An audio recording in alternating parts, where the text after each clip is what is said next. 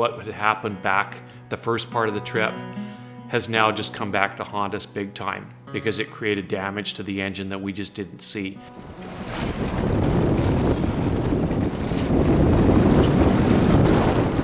Let's ratchet strap it up, see how we can get that. You went under a bit. Yeah. Good scuba Steve. I didn't expect that.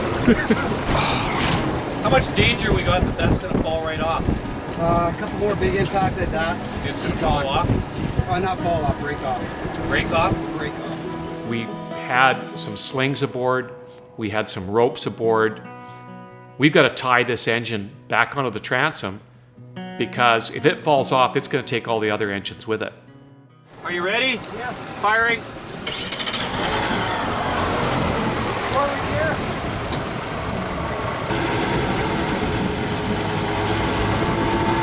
I feel like I'm on the Memphis Belle.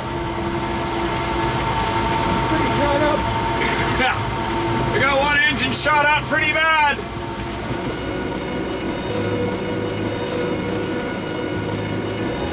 Well, thanks to our skilled and innovative crew, we managed to lash this engine on, 600-pound engine with some straps. Looks like the Memphis Belle is going to make it home. Fortunately, by nightfall, we made it to my house in Deep Cove. And what a great feeling that was, rounding the last corner and seeing your own home on the side of the beach. And we were greeted by my dog and my son and the neighbors and had a brief celebration before heading to Victoria the next day.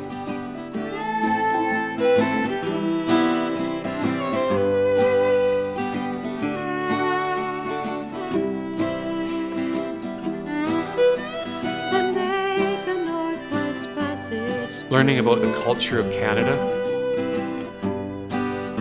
that's priceless. Seeing some of the scenery that we saw along the way, the old town in Alaska, priceless. Those are iconic. They're totally off the tourist path and never to be seen again. The whale feast and seeing the true value of what it means to those cultures, the warmth and friendliness of those cultures, those are things that I'm going to have forever and that can't be experienced unless you get out on the fringes.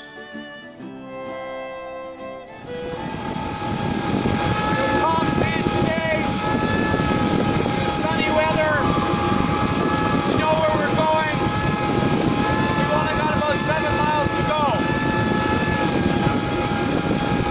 Check back with you in Victoria Harbor.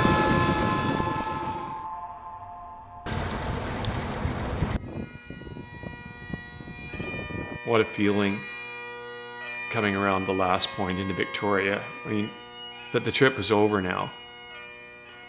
It was almost anticlimactic as we pulled into the harbor.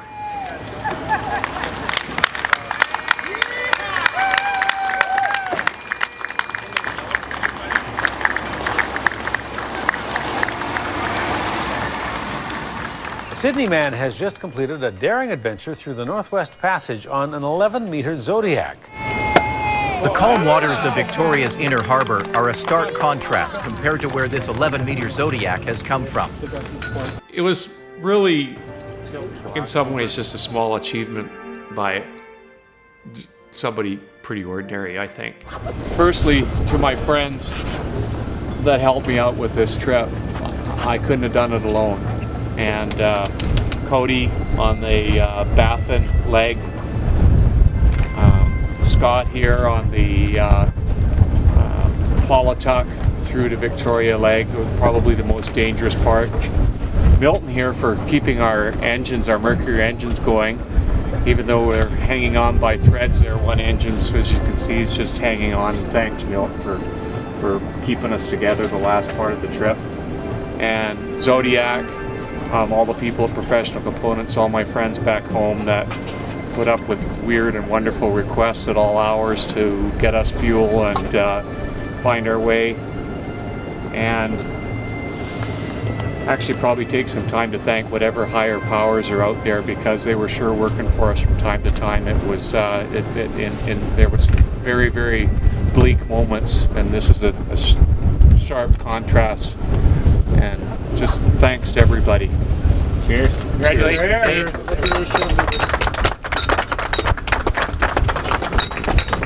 Great boat. Great boat. Without this Zodiac, I mean, this Zodiac absolutely saved our lives, like many, many, many times over. I would not do this trip in any other type of boat other than this boat.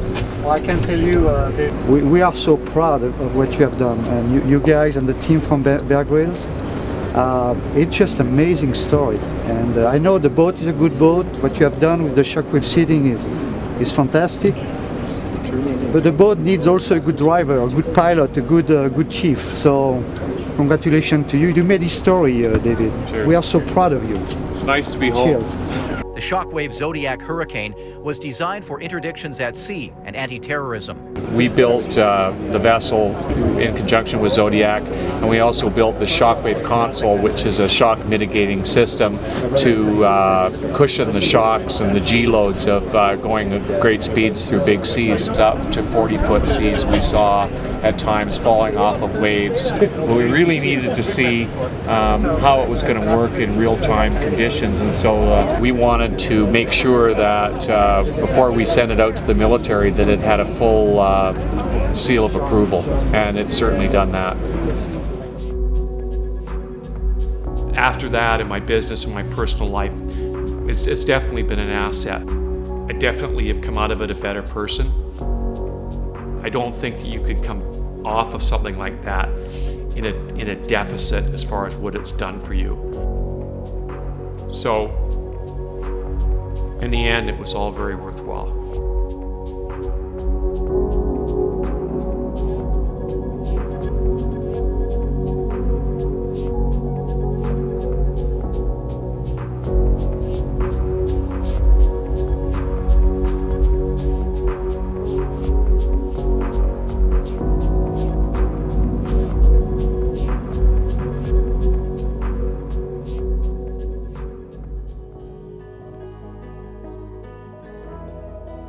I didn't know you had one of these already Like made. magic.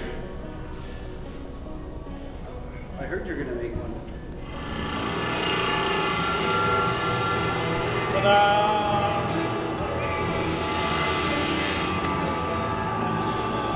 9 meters, 450 US of fuel. So you know where we're going? No. You ever hear of Captain Cook?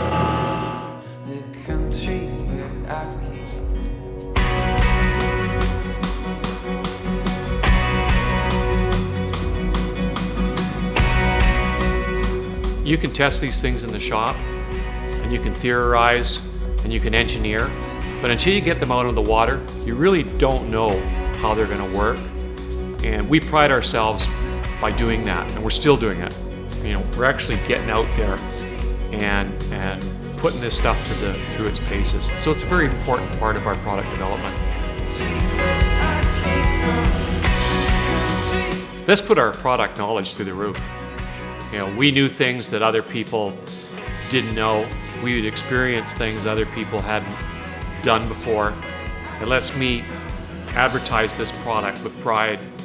It's helped our development. We know how to fix it. We know how to prevent that from happening again. So as far as product knowledge gain, top marks. Everything that we make today is a derivative of that type of testing and that type of attitude.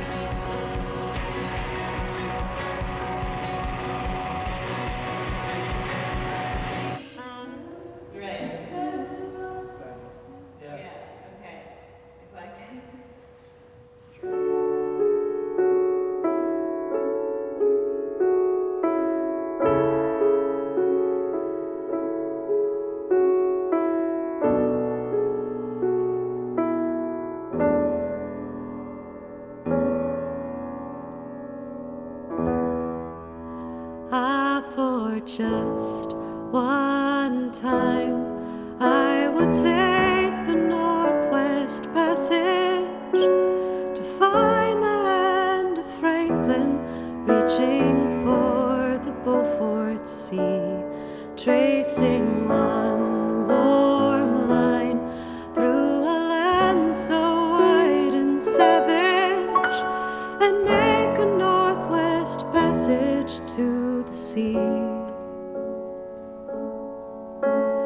Westward from the Davis Strait, 'tis there was said to lie the sea route to the Orient, for which so many died, seeking golden glory, leaving weathered, broken bones, and a long-forgotten, lonely cairn of stones.